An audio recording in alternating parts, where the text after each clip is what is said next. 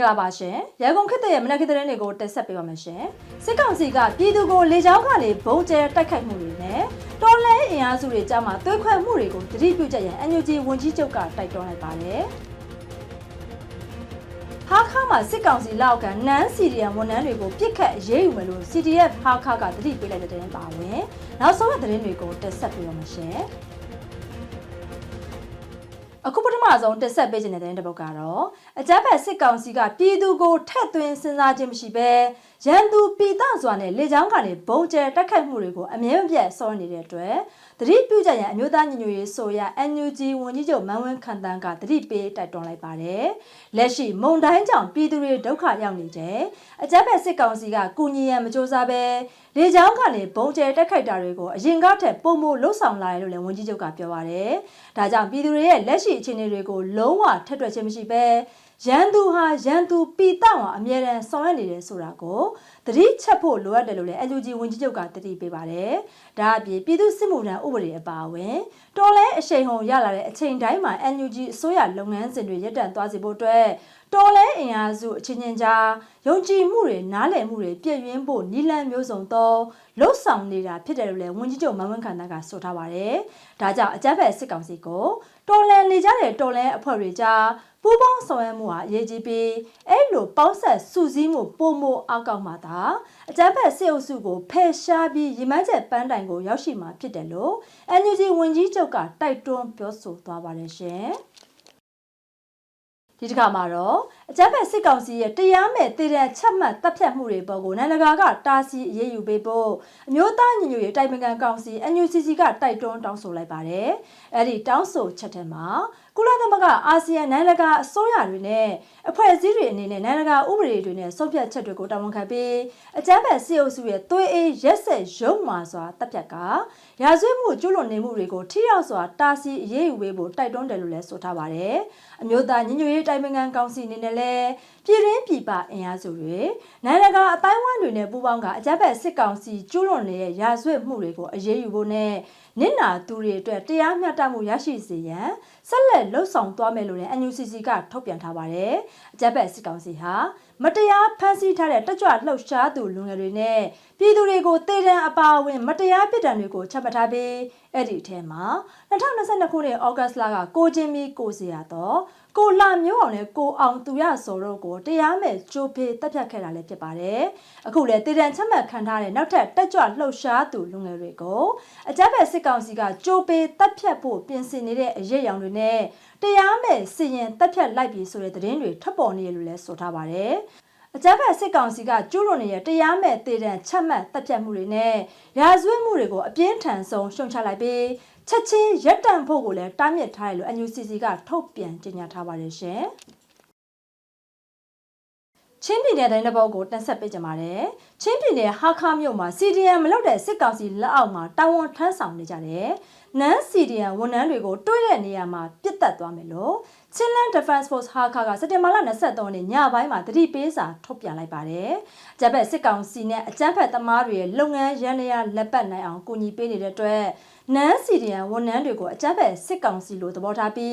ပြစ်ခတ်တော့မှာဖြစ်တယ်လို့လည်း CDF ဟာခါကထုတ်ပြန်လိုက်တာဖြစ်ပါတယ်။ CDF ဟာခါအနေနဲ့စစ်ကောင်စီနဲ့အလုပ်တွဲလုပ်နေကြသူတွေအားလုံးကိုစစ်ကောင်စီတပွဲသဘောထားမယ်လို့ပြီးခဲ့တဲ့2022ခုနှစ်ဇွန်လ16ရက်နေ့ကထုတ်ပြန်ခဲ့ပြီးနှစ်တော်အကြာလက်ရှိအချိန်မှာတော့နန်း CDM ဝန်ထမ်းတွေကိုပြစ်ခတ်တော့မှာဖြစ်ကြောင်းအမြင့်ဆုံးသတိပေးစာထုတ်ပြန်လိုက်တာလည်းဖြစ်ပါတယ်။စစ်ကောင်စီကသူ့ရဲ့နိုင်ငံရေးထွက်ပေါက်ဖြစ်ရွေးကောက်ပွဲကိုကျင်းပဖို့စ조사နေတဲ့ဒေသတွေထဲမှာဟာခါမြို့လည်းပါဝင်နေရလို့သိရှိရပါတယ်။2024ခုနှစ်စက်တင်ဘာလ23ရက်နေ့မှာဟာခါမြို့ကဌာနဆိုင်ရာဝန်ထမ်းတွေအားလုံးကိုစစ်ကောင်စီကအစည်းအဝေးခေါ်ယူပြီ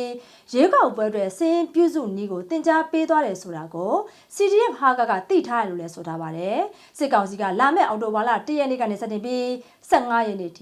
တနိုင်ငံလုံးသကောင်စင်းကောက်ယူသွားမှာဖြစ်တယ်လို့လည်းတရားဝင်ထုတ်ပြန်ထားပါတယ်။စစ်ကောင်စီကကျင်းပဖို့စီစဉ်နေတဲ့ရွေးကောက်ပွဲတဲ့သကောင်စင်းကောက်တဲ့နေရာမှာပါဝင်သူတွေအားလုံးကိုစစ်ကောင်စီလိုသဘောထားပြီးတွေးတဲ့နေရာမှာပြစ်ခတ်သွားတော့မလို့ CDF ဟာကထုတ်ပြန်ထားတာလည်းဖြစ်ပါတယ်။ချင်းပြည်နယ်ကိုဒေသခံကာကွယ်တပ်ဖွဲ့တွေကအဓိကနေမြေစိုးမိုးထားတာဖြစ်ပြီ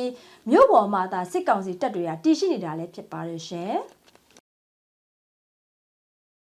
စကိုင်းတဲ့ဘောကိုတင်ဆက်ပေးကြပါမယ်။စကိုင်းတိုင်းဒီပိန်းမြို့ပေါ်မှာတက်ဆွဲထားတဲ့စစ်တပ်ကအနီးနားရွာတွေကိုဇက်ကြိုက်စစ်တောင်းထိုးမိရှုနေတဲ့အတွက်ထောင်နဲ့ချီတဲ့ပြည်သူတွေကနေရက်ကိုမပြန်နိုင်သေးပဲဆက်လက်ရိတ်ခါတွေလိုအပ်နေတယ်လို့ရေဦးအခြေပြု People Defense Comrade ပြန်ကြားတောင်ဝန်ခံထူးခန့်စောအမေသားကရန်ကုန်ခေတ်တစ်ကိုပြောပါတယ်။ဩဂတ်လကနေစတင်က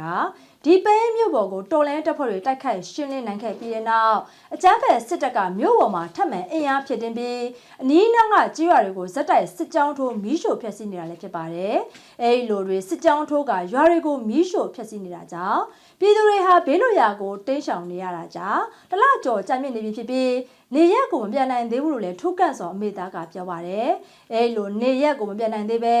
တိမ်းရှောင်နေရတဲ့အတွက်ကြောင့်ဆက်လက်ရိတ်ခါတွေအရေးပေါ်အကူအညီလိုအပ်နေတာကြောင့်တနိုင်တဲ့လောက်ပါဝင်ကူညီပေးကြဖို့ကိုလည်းဖိတ်ခေါ်အပ်တယ်လို့ရေဦးအခြေပြု People Defense Comrade ပြန်ကြားတောင်ဝန်ခံထူးခန့်စောအမေသားကပြောပါတယ်ရှင်။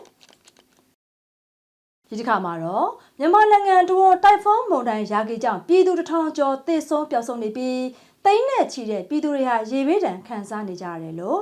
NUG အစိုးရကာကွယ်ဝန်ကြီးဌာနစက်တင်ဘာလ25ရက်နေ့ကထုတ်ပြန်လိုက်ပါတယ်။ဒါအပြင်အကြမ်းဖက်စစ်ကောင်စီဟာရေဘေးဒဏ်နဲ့ပြည်သူတွေစီကိုပို့ဆောင်မယ်။ကူညီကယ်ဆယ်ရေးပစ္စည်းတွေကိုလည်းတင်ဆဲတာဆက်သွယ်ရေးလမ်းကြောင်းတွေကိုဖျက်တောက်ပိတ်ဆို့တာစတဲ့ရုံမာရိုင်းဆိုင်တဲ့လုပ်ရက်တွေကိုရဲချက်ရှိရှိနဲ့စောရနေရလို့လည်းကာကွယ်ဝန်ကြီးဌာနကဆိုထားပါတယ်။အမျိုးသားညီညွတ်ရေးဆိုရကာကွယ်ရေးဝန်ကြီးဌာနကုကဲမှုအောက်ကပြည်သူ့ကာကွယ်တပ်မတော် PDF တရင်စစ်ကြောင်းတွေနဲ့ပြည်သူ့ကာကွယ်ရေးအဖွဲ့ပကဖတွေဟာ